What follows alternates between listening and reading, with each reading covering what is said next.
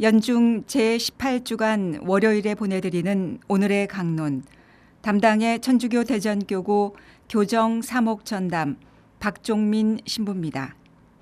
오늘 복음은 마테오복음 14장 22절에서 36절까지의 말씀입니다. 군중이 배불리 먹은 다음 예수님께서는 곧 제자들을 재촉하시어 배를 타고 건너편으로 먼저 가게 하시고 그동안에 당신께서는 군중을 돌려보내셨다.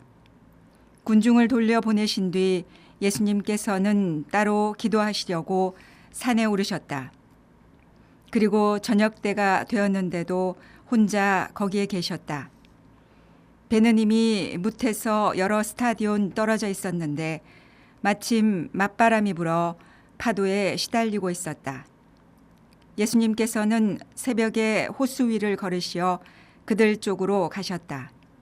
제자들은 예수님께서 호수 위를 걸으시는 것을 보고 겁에 질려 유령이다 하며 두려워 소리를 질러댔다. 예수님께서는 곧 그들에게 말씀하셨다. 용기를 내어라. 나다. 두려워하지 마라. 그러자 베드로가 말하였다. 주님이시거든 저더러 물 위를 걸어오라고 명령하십시오. 예수님께서 오너라 하시자 베드로가 배에서 내려 물 위를 걸어 예수님께 갔다. 그러나 거센 바람을 보고서는 그만 두려워졌다. 그래서 물에 빠져 들기 시작하자 주님, 저를 구해 주십시오 하고 소리를 질렀다. 예수님께서 곧 손을 내밀어 그를 붙잡으시고 이 믿음이 약한 자야, 왜 의심하였느냐 하고 말씀하셨다. 그러고 나서 그들이 배에 오르자 바람이 그쳤다. 그러자 배 안에 있던 사람들이 그분께 엎드려 절하며 스승님은 참으로 하느님의 아드님이십니다 하고 말하였다. 그들은 호수를 건너 겟네사렛 땅에 이르렀다. 그러자 그곳 사람들이 그분을 알아보고 그 주변 모든 지방으로 사람들을 보내어 병든 이들을 모두 그분께 데려왔다. 그리고 그 옷자락 술에 그들이 손이라도 대게 해주십사고 청하였다. 과연 그것에 손을 댄 사람마다 구원을 받았다. 대전가톨릭 평화방송 애청자 여러분 안녕하십니까? 오늘 복음에서 제자들이 탄 배는 풍랑을 만나게 됩니다. 그런데 예수님은 물 위를 걸어 제자들에게 다가가십니다. 그러자 베드로는 예수님께 주님이시거든 저더러 물 위를 걸어오라고 명령하십시오 라고 이야기는 하지만 정작 물 위를 걷자 두려움을 느끼며 빠지게 됩니다. 그러자 예수님께서는 이 믿음이 약한 자야 왜 의심하였느냐 라고 베드로에게 말씀하십니다. 베드로가 의심한 것은 예수님을 의심한 것이 아니고 또 물 위를 걸을 수 있다는 사실을 의심한 것도 아닙니다. 베드로와 다른 제자들이 의심한 것은 오늘 복음의 이전 내용인 오병이어의 기적이었습니다.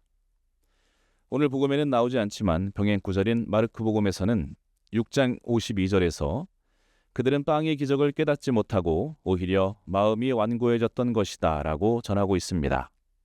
그들의 마음이 완고해졌음을 예수님께서는 바로 그 자리에서 말씀하지 않으시고 갈릴레아 호수 위, 그들이 탄 배 위에서 말씀하고 계신 것입니다.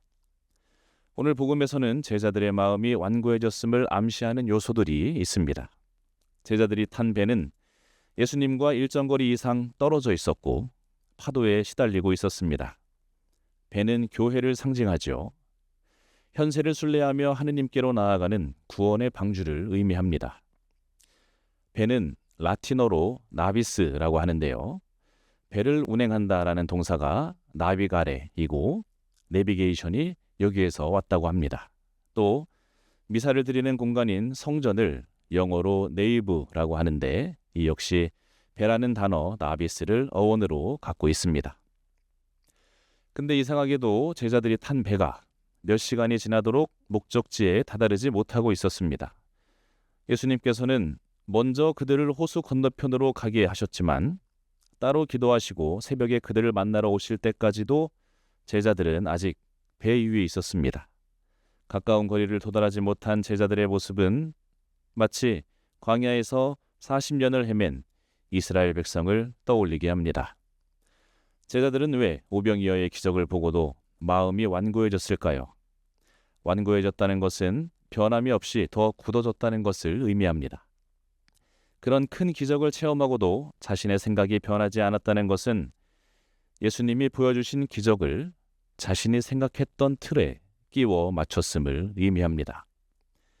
오병이어의 기적을 통해 하늘나라의 풍요로움을 깨달은 것이 아니라 밀 이삭을 주워 먹어야 했던 가난했던 제자들이 더 이상 배고를 걱정을 안 해도 된다는 안도감에 젖어 있었던 것입니다. 예수님이 드디어 우리가 바라는 대로 우리가 기대했던 일을 행하시는구나 라고 생각하며 그분이 보여주신 행동에 맞게 자신들의 생각을 변화시키는 것이 아니라 자신들이 생각했던 틀 안에서 예수님의 기적을 해석한 것입니다. 마음이 완고했던 제자들은 호수 건너편으로 먼저 가라는 예수님의 명을 따르지 못했습니다. 오병이어의 기적을 이해하지 못했고 예수님보다 자신들을 먼저 보내셨다는 사실에 막막함과 두려움을 느꼈을 것입니다. 그 두려움은 곧 풍랑이라는 대상으로 나타났지만 예수님을 만나자 그들은 곧 목적지에 쉬이 다다르게 됩니다. 우리도 빵의 기적인 미사에 참여하고도 우리의 마음이 풍요로워지지 않는다면 그 완고한 마음은 두려움으로 바뀔 수 있다는 것을 기억해야 합니다. 가난도, 병도, 혼자됨도, 뒤처짐도, 내세울 것 없음도, 어떠한 흠도, 나를 적대시하는 사람도 두려움의 대상일 수 없습니다. 두려워하는 순간 우리는 베드로처럼 가라앉게 됩니다. 두려움은 우리가 약할 때 찾아오는 것이 아니라 우리 마음이 변하지 않고 딱딱하게 굳어 있을 때, 즉 완고할 때 찾아온다는 사실을 기억하며 우리 모두가 미사의 은총을 통해 내적으로 풍요로워지고 나를 괴롭히는 두려움으로부터 벗어날 수 있게 되길 진심으로 기도드립니다. 오늘의 강론. 지금까지 담당의 천주교 대전교구 교정 사목전담 박종민 신부였습니다. 내일도 박종민 신부의 강론이 계속됩니다.